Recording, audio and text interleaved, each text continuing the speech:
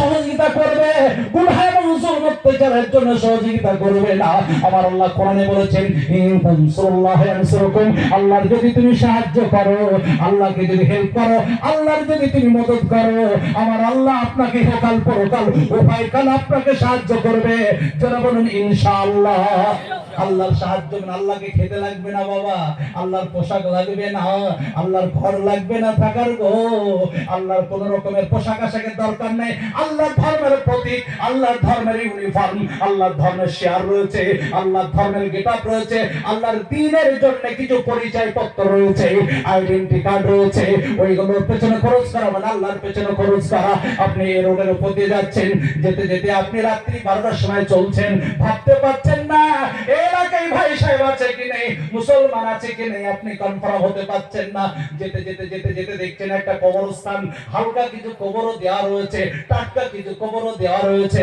আপনার ব্রেনে 25% কনফার্ম দেবে ভাই সাহেব আছে গো, মারা গেছে, কদিন আগে কয়েকটা লাশ এখানে মাটি হয়েছে।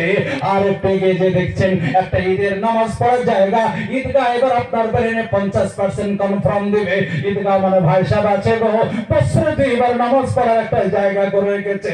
আর একটু এগিয়ে যে দেখছেন একটা মসজিদ, যে মসজিদে মাগরিবের সালাত আদায় করলাম, আপনার ব্রেনে 75% কনফার্ম দিবে ভাই সাহেব আছে, 5 ওয়াক্ত মুসল্লি রয়েছে, এরা একটা মসজিদ বানিয়েছে।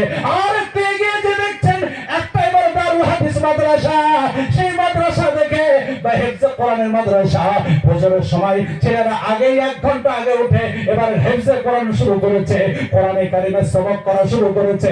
আপনার ব্রেনে 100% কনফার্ম করে দিবে এই দেশে শুধু ভাই সাহেব আছে না না না, বরং এই দেশে ইসলামের কালচার রয়েছে, কোরআন হাদিসের শিক্ষা কেন্দ্র রয়েছে। এগুলো ইসলাম ধর্মের প্রতীক, ইসলাম ধর্মের গেটআপ, ইসলাম ধর্মের ইউনিফর্ম। একবার জোরে বলুন আলহামদুলিল্লাহ। আবেগে নয়, উচ্ছ্বাসে নয়, ছোট করে একটু বলবো। আমি যে মাদ্রাসায় থাকি, যে মাদ্রাসার আমি খাদিম, 2টো বিভাগ রয়েছে, একটা জেলিলের শিশু একাডেমি, 417 জন ছেলে মেয়ে, আর আমি যে মাদ্রাসার মূল দায়িত্বে রয়েছে ওটা আমার আন্ডারে, আপনার তার ম্যাডামদেরকে যে ওটা পড়েনি। আর মাসে 46 স্টাফ, টোটালে 600, আপনার 632 জন ছেলে, হেড বিভাগের মধ্যে 232 জন, টোটাল আপনার 46 জন স্টাফ এই মাদ্রাসায়। গত নভেম্বর মাসের 23 তারিখে জালসা হলো, আয় ব্যয় শোনানো হলো 2,39,00,000 টাকা আয় ব্যয়। কত বললাম? 2,39,00,000 আয় ব্যয়।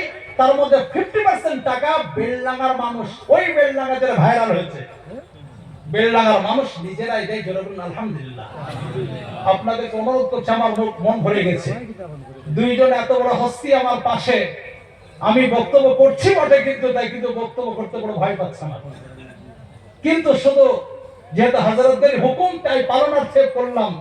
এই 2 জন হাস্তি বসে আছেন, সত্যি হাদিসে আছে এলম কেড়ে নিয়ে হবে। সাহাবীরা বলেন হুজুর কি রকম?